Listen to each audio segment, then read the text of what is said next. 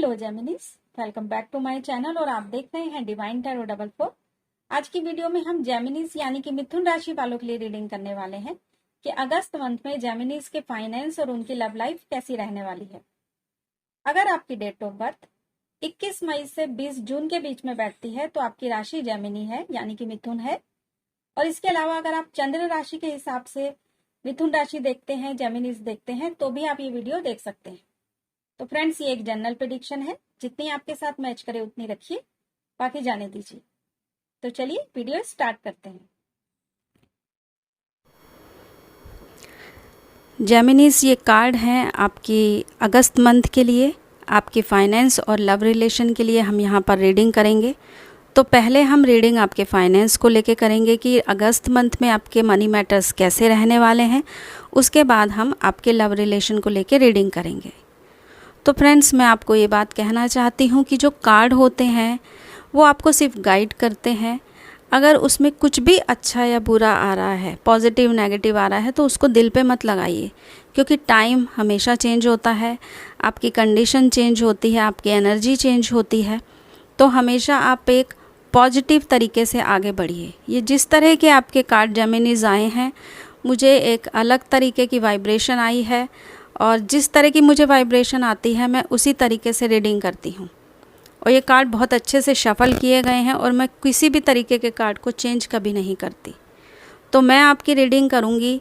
मैं हमेशा राइट से लेफ़्ट की तरफ जाती हूँ, लेकिन आज मैं लेफ़्ट से राइट की तरफ जाना चाहती हूँ और मैं दोनों तरीके की पॉसिबिलिटीज़ आपको बताऊँगी कि किस तरह से रीडिंग करने में आपके क्या रिज़ल्ट आ रहे हैं। तो जो भी इस वीडियो को देखे, मेरी उनसे रिक्वेस्ट है कि प्लीज़ अगस्त के लास्ट वीक में आप मुझे कमेंट करके ज़रूर बताइए कि किस तरह की रीडिंग आपको मैच करी या सही बैठी। मेरा उद्देश्य आप तक सिर्फ एक पॉजिटिव वाइब्रेशन पहुंचाना है और कार्ड जो बोल रहे हैं उसके हिसाब से आपको गाइड करना है। तो हम आपकी रीडिंग स्टार्ट करते हैं आपके फाइनेंस से। तो जेमिनीज, अगर हम राइट से लेफ़्ट की तरफ जाते हैं तो ये पॉसिबिलिटी बताता है आपका किसी के साथ में मेल फीमेल पार्टनरशिप को इंडिकेट करता है। या तो आप ऐसी एक किसी पार्टनरशिप को करने के बारे में सोच रहे हैं या आप ऐसे किसी तरह की पार्टनरशिप के बीच में हैं। आपको ऐसा फील होता है कि इससे मुझे बहुत ज़्यादा फ़ायदा होगा और स्टार्टिंग में आपको उससे फ़ायदा भी होता है, लेकिन धीरे धीरे मुझे लगता है कि आपके पार्टनरशिप में कहीं कोई दरार आ रही है, कुछ विचार आपके नहीं मिल रहे हैं। आप में से कोई एक पार्टनर ऐसा है जिसके काम करने का तरीका जो है दूसरे से बिल्कुल अलग है। इस वजह से मुझे लगता है कि ये पार्टनरशिप में ज़रूर कुछ मेजर चेंजेस आएंगे और आप इसकी वजह से खुद को बहुत ज़्यादा थका हुआ या परेशान या स्टक फील करेंगे। आपको ऐसा लगेगा कि जो पार्टनरशिप जो सोच के आपने करी थी वो रिज़ल्ट इस पार्टनरशिप में बिल्कुल भी नहीं है। लेकिन जो आपका लास्ट का कार्ड है वो स्टार का है। मैं आपको पहले बता दूं कि द टावर, द डेविल, दो मेजर अरकाना के कार्ड एक साथ आपकी रीडिंग में आए थे। तो इसको क्लियर करने के लिए मैंने जो डेक था उसको शफल करके इनको क्लियर करने के लिए कार्ड निकाले। तो बॉटम ऑफ द डेक जो पहले आया था द फूल का, वो भी एक न्यू बिगनिंग बताता है, एक नई शुरुआत बताता है। और जो दूसरा कार्ड आपका आया है द स्टार का सेकेंड टाइम शफल करने में, तो वो भी आपको एक न्यू होप बताता है। यानी कि चैलेंजेस हैं लेकिन आगे एक नई उम्मीद भी है।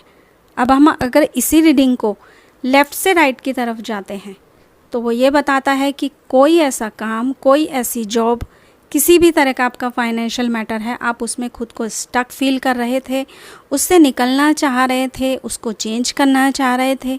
कुछ लोग अपनी जॉब को छोड़ के बिजनेस करना चाह रहे थे कि मुझे इसमें फ़ायदा नहीं है, तो आई एम सॉरी, तो वो लोग मुझे जॉब या बिज़नेस चेंज करते हुए महसूस हो रहे हैं। अधिकतर लोग मुझे अपने किसी न्यू काम की स्टार्टिंग करते हुए नज़र आ रहे हैं, जिसमें मेल फीमेल पार्टनरशिप भी हो सकती है। और दो आप पार्टनर अगर आप फीमेल किसी के साथ करते हैं, वो भी अगर मेल हैं तो तब भी आप कर सकते हैं। लेकिन मुझे मेल फीमेल पार्टनरशिप की एक स्ट्रॉन्ग वाइब्स आ रही हैं।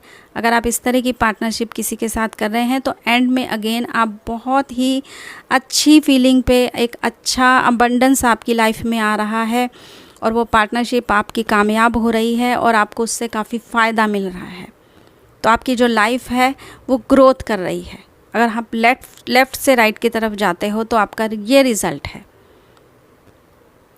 कि आप परेशानी में थे, उस परेशानी से आपने निकलने की बहुत भरकस कोशिश करी और आप उस कोशिश में कामयाब हुए।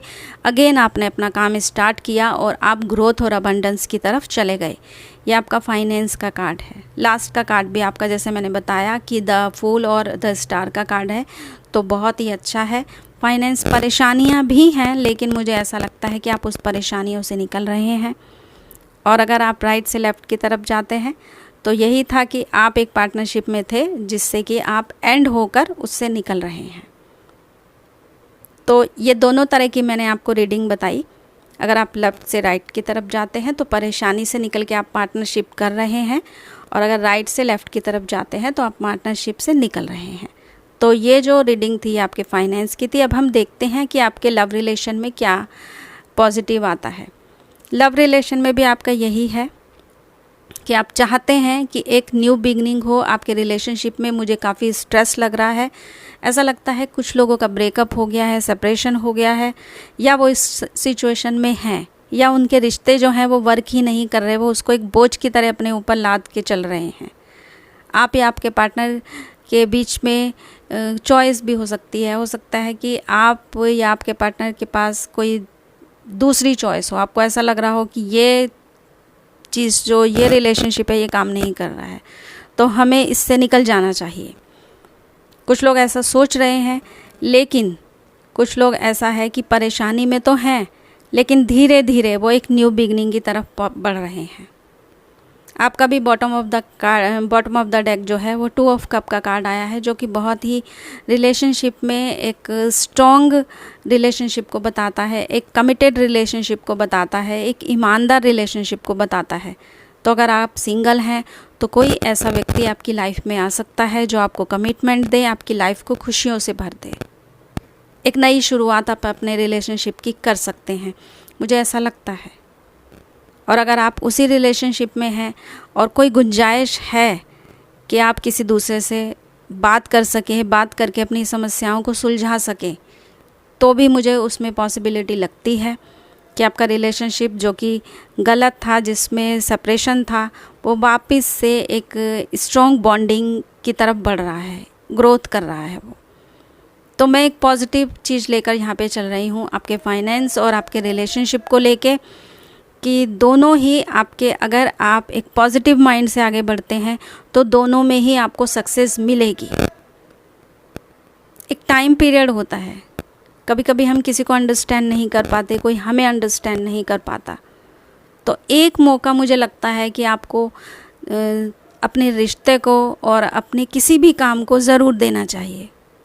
जहाँ फंसे हुए महसूस कर रहे हो, थोड़ी देर के लिए रुक जाओ और फिर पूरी पोटेंशियल, पूरी एनर्जी के साथ उसमें काम करो, तो आपको सक्सेस ज़रूर मिलेगी।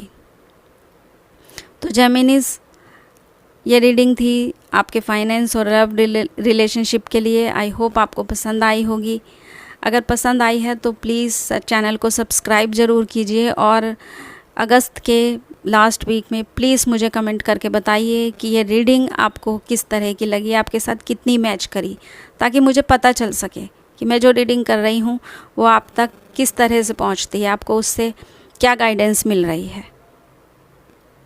तो हम फिर मिलते हैं नेक्स्ट वीडियो में, तब तक के लिए take care, thank you so much.